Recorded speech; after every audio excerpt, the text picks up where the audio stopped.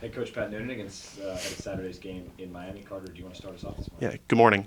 Good morning. Transfer window has officially opened. Is there any update you can provide on Ender Echenike and what his status might be? Ender arrived yesterday and passed all of his medical stuff and will be out on the field today, so he's available. The big talking point in the league right now is obviously what's going on with Miami, and you guys are uniquely suited in that you're playing them this weekend to have to deal with this.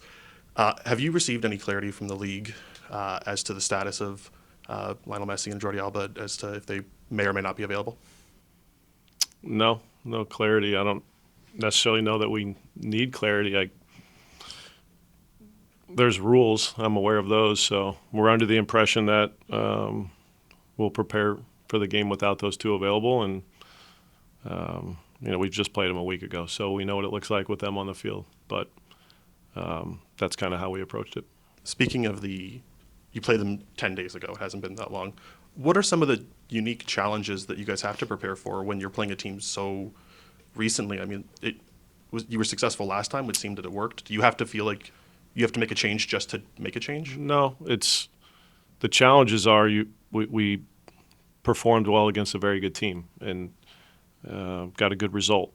And now, in a short amount of time, you go play them again at their place. So they'll be motivated, and I imagine,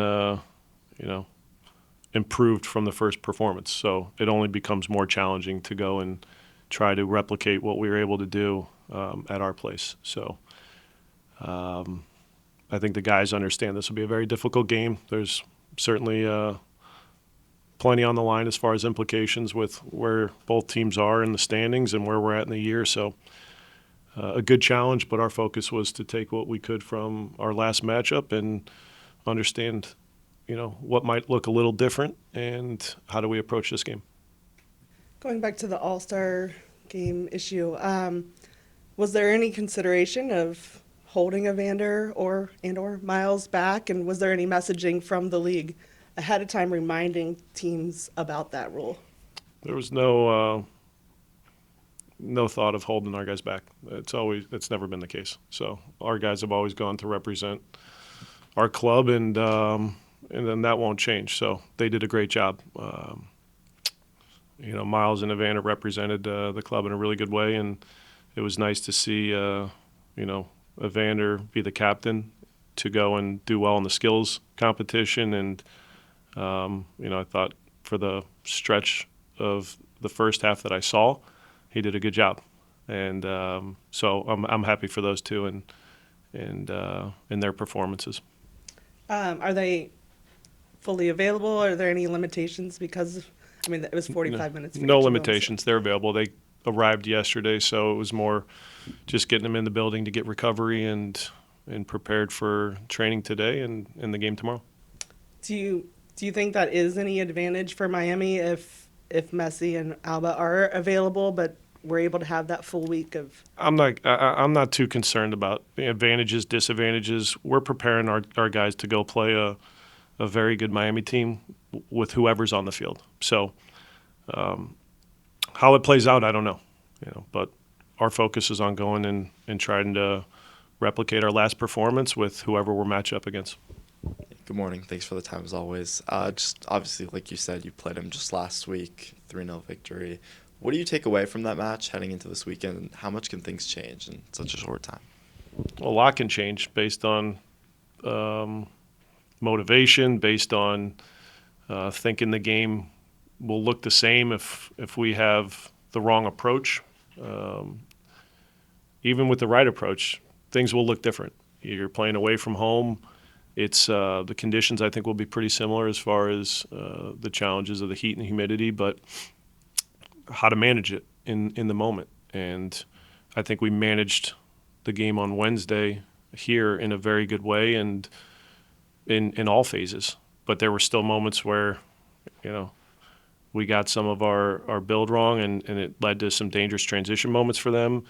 They could have had one right before half. So things played out in our favor.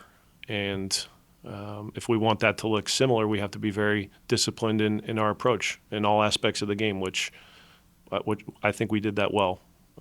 And there were also parts of their performance that I'm sure they're going to look at and say we can be a lot better in different moments. So I thought with the ball, there were a lot of good things that we saw, and patience at the right time, playing forward quickly at the right time, defensively understanding, how to shift, how to get pressure to the ball in different ways, because it didn't always look the same. And with the structure of their attacking group, you're going to be challenged in different ways. And I thought our guys handled that in a good way in the last game. Yeah, and with Ender arriving, as you said, obviously just one day of training, but how much do you expect him to be involved kind of in this final stretch, with the Supporter Shield race and heading into the playoffs as well? We'll see. That depends on how Ender comes in and integrates himself with the group. He's here because we think he can help us go and perform now. So it'll just be a transition period where how quickly can he adapt and get comfortable, and how quickly can we give him the right information to go and perform and be at his best. So it's day 2. This will be his first day on the field, and then we'll see how we progress from here. But we're excited to have him, and we anticipate in time that he will help our group. Yeah, and finally, just a little bit unrelated, but obviously Nick Hagelin's been on the bench the last couple of matches. I know he's dealt with a lot of injuries over the past few years. Can you just speak a little bit about his resilience and kind of what you've seen behind the scenes with him just overcoming injury after injury? I mean, this was probably his easiest recovery in the last 3 years. He's had some really tough stretches where you see how he's come out of those injuries, and it's just mental strength, a good approach to, a tough individual moment. He's still a great teammate. He still wants to be around the group, helping the group.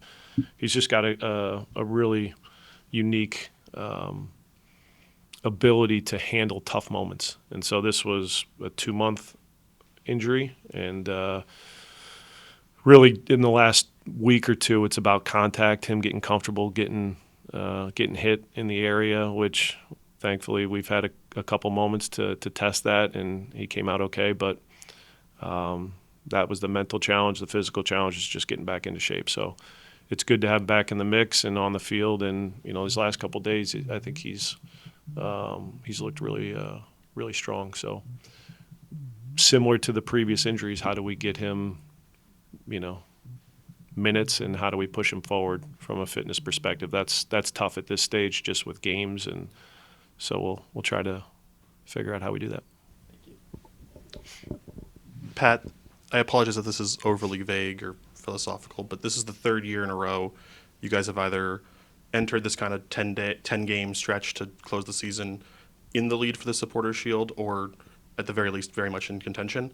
How much do you think you've seen the group, the kind of core of the group, I guess, grow in terms of being able to understand what it takes to get through these next 10 games, what it takes to win a trophy, now compared to maybe when you started, or when in that 23 run where you guys ended up closing it out successfully? Do you think you've seen some emotional maturity, perhaps, or they're more prepared? I'm not quite sure. I think we're fortunate to have been in this position in the last 2 years, and with a majority of the guys that are still in the locker room. So this isn't new to them. They know what it feels like, what the challenges are in this stretch run. And, we were successful in 23 in doing it. We weren't as successful in 24 in doing it. So you take those experiences and try to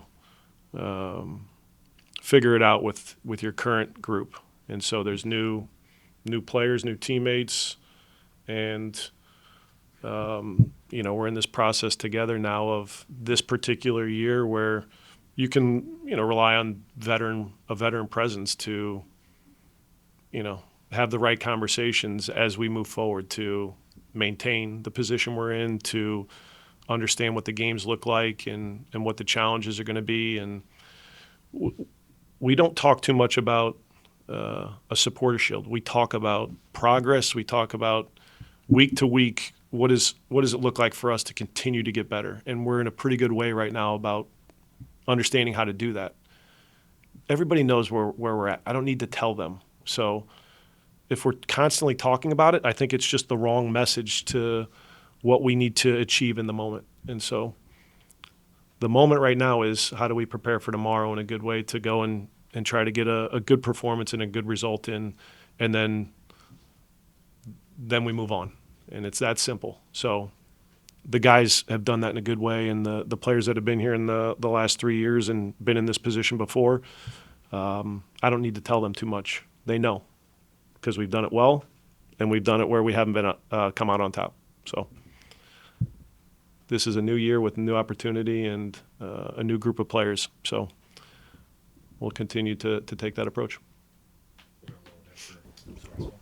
Can I ask a couple? Yeah. Okay. How's Kevin doing? Is there any update to his status since? Progressing well. He was out on the field for the first time yesterday, which was the plan with his rehab. So no real update outside of that. So not long term, like not more long term. Same timeline that we were, anticipating, maybe a little bit ahead. And then what about Yuya? And then I also saw something happened with Paul Walter's foot. Yeah, Yuya, nothing's changed there. And unfortunately for Paul, he has a little tear in his foot, plantar fascia, and that's going to be what appears to be a 2-month timeline. So hopefully it's quicker than that, but it's unfortunate timing. Going into this stretch of games, there might have been opportunity there for Paul, but he's been progressing in a really good way, and so it's tough to see him sidelined for this period of time. It was a little bit fluky. So that's the situation with Paul. And I guess along with that, is Alec to the point where he might be available? Alec's available and in a good way as far as how he's progressed. There was, I think, a while back, a setback, but he's pushed very hard to get back into a good rhythm, and he just had a really good approach the whole way through. So, similar to how Nick handled it, but Alec's available.